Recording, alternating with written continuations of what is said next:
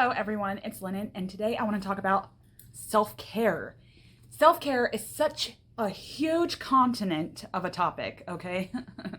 But I wanted to kind of dive for the purpose of a video because I haven't really I kind of talk about it, I touch on it, a country inside the continent, but not really the whole topic.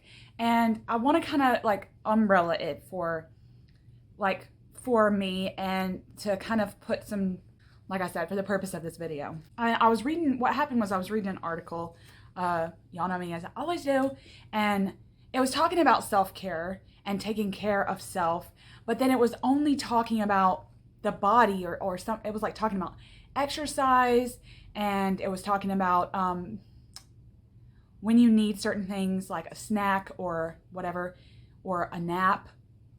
It was only talking about the body. It wasn't talking about mind or spirituality. It wasn't talking about mind, body, and spirit. It was talking about body. And I was like, huh. And I found myself going and looking for part 2. I was like, oh, this is it? Oh, okay. Now, there was nothing wrong with the article. It was great, but I just thought that self-care was more than that. And what I found was I started to question my own self-care practice, and then what self-care as a continent really was. And what it started me out on, like, questioning my journey with self-care and how it began for me. And what essentially happened was I've been pretty heavy set my whole life. I guess you could call it chunky, for lack of a better term, plus size, if you will.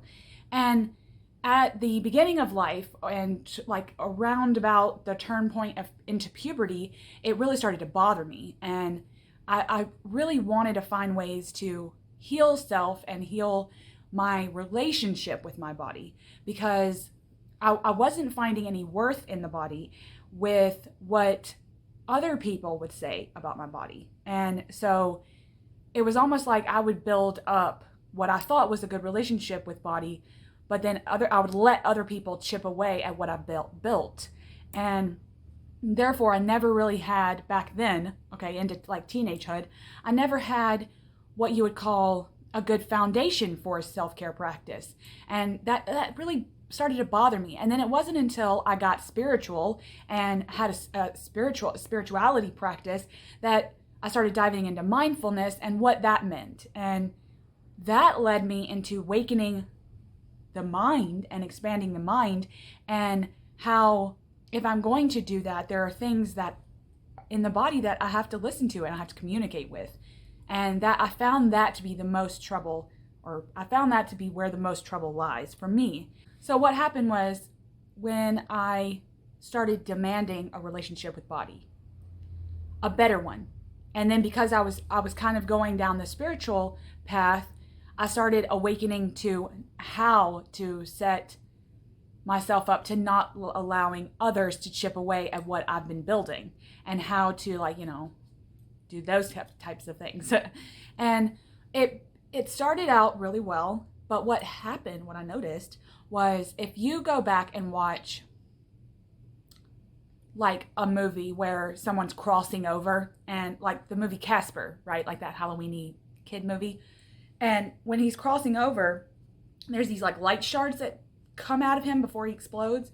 And I thought that that's exactly what it felt like for me, is that I was, once I had put forth the demand into having a relationship with mind, body, and spirit, or mind, body, and soul, however you want to say it, all this light started flecking about.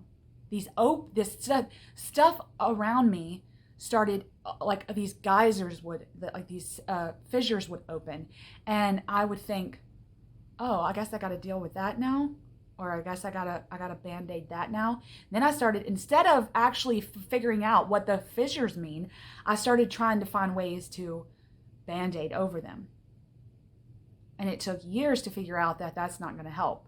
But what happened was, once I started finding that the band-aids weren't helping, I started actually focusing in on the communicating and focusing in on what the body was trying to say.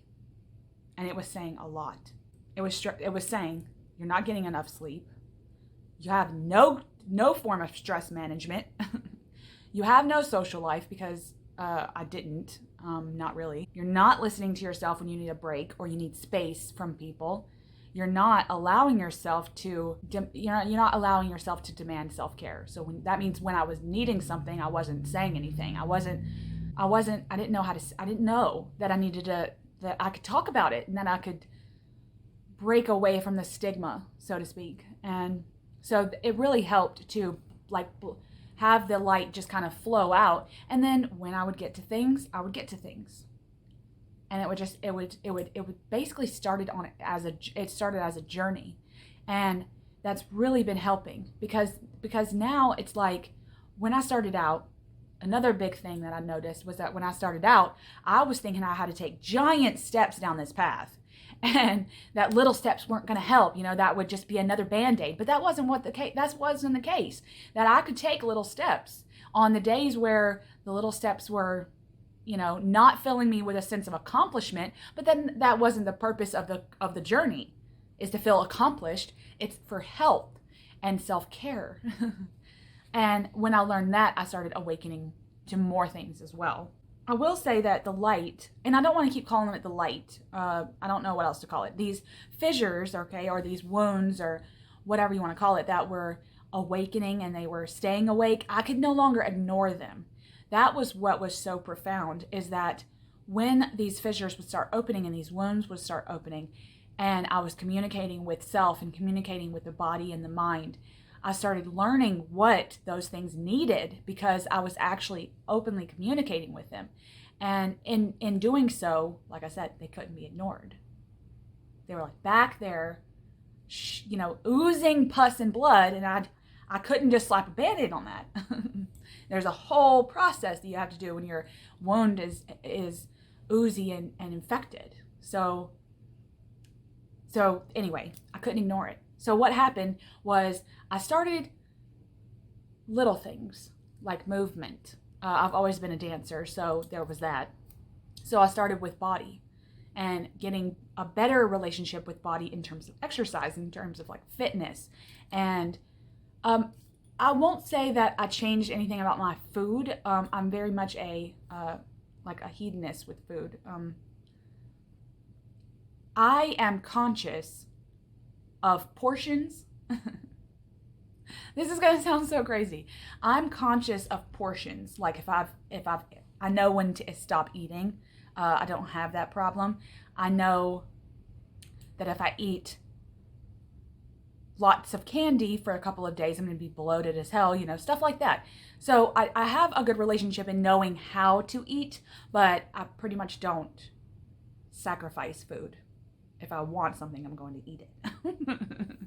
So I had a semi-good relationship with food. I'm not picky, so I eat it all. I started with fitness and then movement and then with like food, or better, I will say that with food, I had a better schedule, more knowledgeable on digestion, more knowledgeable on when to eat and how to eat better and how to work with food and exercise, like what to eat before a workout and what to eat after or whatever. And so I got knowledgeable about that. So that helped body. I worked on the communication, worked on how to do that through journaling and through mindfulness, like a gratitude practice. I've always had journaling. I've always been like an avid journaler. And hobbies. I've always had lots of hobbies. So I always kept that in the back of my mind in terms of like that portion of my brain in mindfulness. It went on journaling, hobbies. It went on learning, like reading. I'm an avid reader. So that I already pretty much had in place, and I just kind of made a better relationship with that. Sometimes I can get locked into a painting for hours and hours and hours and then realize I haven't eaten anything, things like that. So I began building better relationships with those types of things as well. And then, of course, the spiritual practice evolved after that. Some sort of relationship with the divine that I didn't even know I needed. After severing myself from the dogmatic Christian upbringing that I had, I didn't have any kind of spiritual practice after that. And I felt that chipping away, that I needed some sort of I needed to be doing something with spirituality because I knew I was a spiritual person. I just didn't know how. I didn't know how to make that blossom out into something. And I worked slowly with that until I figured out what works and what doesn't for me in terms of a spiritual practice, and that has helped. Other things that I had no idea were part of self-care was my home. Like think mundane things. Bank accounts. Is my home cluttered? Is it dirty? You know? Do I even like it? Like I was telling everyone in a previous video that I was like my art video where I was showing my paintings off, that I moved into this white box. And I could not stand living in a white box. It's just something about that chipped away at my soul. And slowly I started painting, and I already had a million of them, but I wanted them to be specific to the home and be specific to what my family represents when people walk into the home. And so I picked these with purpose, and that has helped my soul, is to have a home that I like, that's cozy for me, that feels homey to me, and that feels homey to the children and to my husband, and working together to build that. Is there something in here that I don't like? I can move it around. I had no idea that was part of self-care, that those little nuggets of anxiety that we have when our kitchen isn't really benefiting us, when we're getting in there and cooking, or your bedroom, right? Your bed is just on a weird wall, and it just, you have no clue that those things can bring out like little bitty nuggets of anxiety, and then over time it's like you blow up. Like, well, I hate this house. So I had no idea. Finances is another thing. I've never really been good with money, ever. So it took a while to learn how to have a good relationship with money and to keep my checkbook balanced, things like that. I learned how to do all that. It never really seemed important. I'd rather be off in the dream world. I'd rather be working on, a painting or something, or a drawing, or reading a book. I would not ever want to be focused on my bank account. And so, but those are the little things in your mundane life that like hold little bitty tiny nuggets of anxiety. I had no idea that those things even held a place, but it's about waking to it all the things on the wheel that hold that anxiety right here, and instead of over here. I learned to keep a list and like a schedule almost, but not really, because I'm not good at that either. But like almost like goals for myself, keeping track of what I've accomplished, and that kind of goes into gratitude a little bit. I kind of touched on this on the channel before, but like keeping in touch with self to know what I've accomplished helps me to look back, kind of like what I'm doing with Mindsight 2020. It's helping me to keep expanding, but then also learning how to look back on how I've grown. That's another part of self-care. But there were some more things. Okay, like I said, the mundane life, but then there were other things that I didn't really realize were a part of self-care either. Like intuition, like instincts. Was I trusting my gut? Half the time, no. Was I seeking help when I needed help? Was I asking for help? No. I mean, the damn thing says self-care. That doesn't mean anybody can help me, right? Mm-hmm. So I wasn't seeking help. Even people in my life, not so much therapy, but I wasn't seeking that or help from people that if it was something that they could have helped me with. Like, I need a break. Can you just come get my kids for 15 minutes?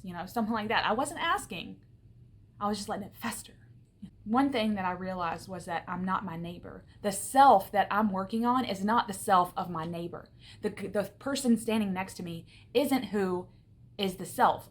And back to like what I was dealing with in teenagehood as far as my weight, or whatever someone would say, like, oh, well, I don't really like tattoos, or something offhanded, like even heavy-handed.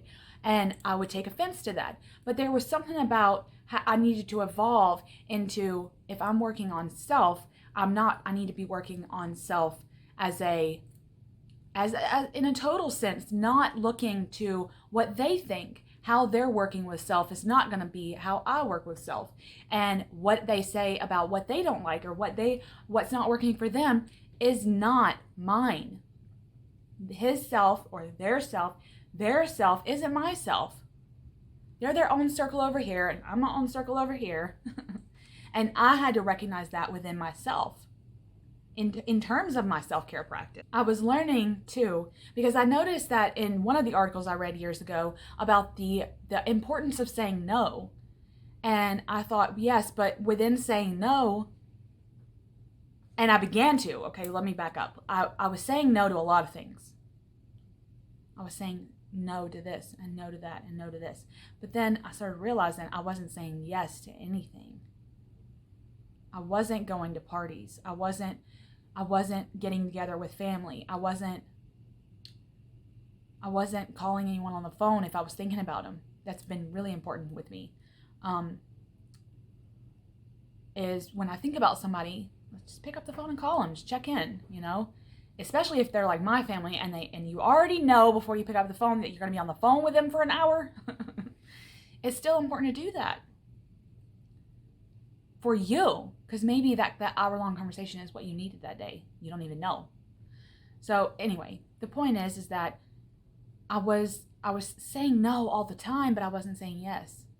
So then it took me on, like, my self-care journey took me on another path that was learning what to say no to and then what to say yes to. And I wrote down some ones that were really important to me, some yeses and nos that were really important to me, and how this isn't like that Staples button. This isn't just say no when you feel like it, say no when you do this, say no when you do this. But none of the articles I was reading about the importance of saying no was talking about the importance of saying yes. So here's my list. No to judging yourself. No to situations that make you uncomfortable. No to the stigma around this, like being afraid to talk, being afraid to ask for help, being afraid to even say that you're on a self-care journey. No to people. These are toxic people. You can say no. If these are people that aren't true friends, kindred spirits, or if they're not holding a place in your social circle that you need, you can say no. This also goes on boundaries too. No to being perfect. Now, I've never been one of those that has to be perfect at everything. I've never been like competitive. I was one of those people that was like, oh, good, okay, you won, great. I didn't care who won. I never did. Maybe I should have a little bit, got some competitive spirit going, but I never seem to care about that kind of stuff. Or in arguments, I'm really, really bad, and I know that this sounds good, but it's not. I'm really, really bad, like especially with my partner. We'll be arguing right about something, and I'll be like, okay, you won. It's almost like I lose the give a shit for the argument, but that can be bad too, because what I'm essentially doing is I'm giving the argument up without getting to a solution. It took me and him years to communicate the right way, or the right way for us. And but that has helped too, is learning how to communicate with people and not giving up what I need out of that solution. The solution that we're gonna come up with needs to be good for us. If I give it up, then he'll just do what's best for him, because that's just human nature. But anyway, then the yeses. Okay, yes to boundaries. I said this a long time ago in a video, that if you put a sign that says keep out, the dog can still come in your yard and shit. You have to put a fence up. Yes to that party with people that you drive with. If it's going to be a couple of people that you really like, go have a good time. Yes to setting goals for yourself. Yes to hobbies. What are your hobbies? If you don't have one, get one. Yes to me time. When you need space, yes to me time. Yes to the space that you need. I know that, like for me, I have a problem with migraines. I have a sort of like social anxiety that when I have toxic people that I deal with, it seems like at the end of that day, I get a migraine. And I mean, one of the ones that you can't be in a room that has a light on. You have to, and the only thing that's going to help, no medicine will help. The only thing that helps is going to sleep. It doesn't matter if it's 6 o'clock at night. And I find that I have to do that sometimes. But I had to voice that, I had to tell my partner, look, I have to go back there and deal with this migraine. I can't be disturbed. And then he'll get it, Keep everybody quiet. Don't let nobody disturb me. Same thing with if I need ritual time. Same thing it's just all in, for me, it's all in communication with self, but then I have to communicate with the others in my life too.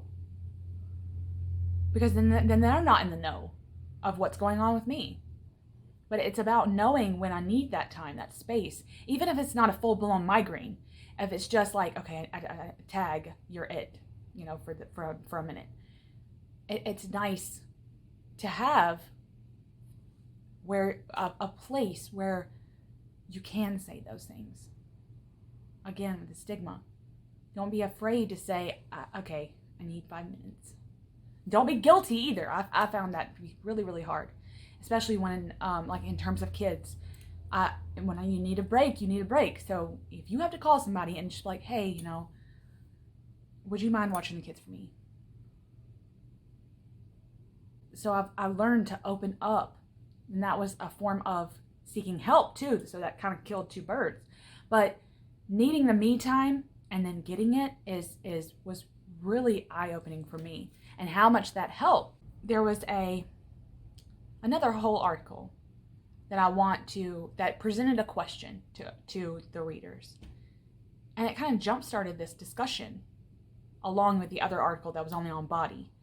But it jump-started this discussion within myself because it presented a question was so profound. And I'm going to give you the question to end with. Are you a secondary character in your story?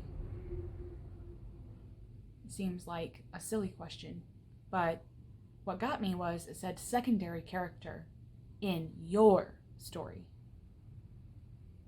not a story. The story of us. If I was writing a book about me, would I be a secondary character? Would I be the little friend that's bobbing around with the main character? Even worse, would I be one of like the devil or the angel on my shoulder? Instead of being me, instead of being present. It really helped to have that question for me to look at. I hope that you liked this chat. If you have anything to add or want to tell me a little bit about your self-care practice, let me know in the comments. And come back to the channel because I'm going to talk about this more, and more spirituality, more chatting, and more rambles coming at you. I hope to see all of you again. Much love.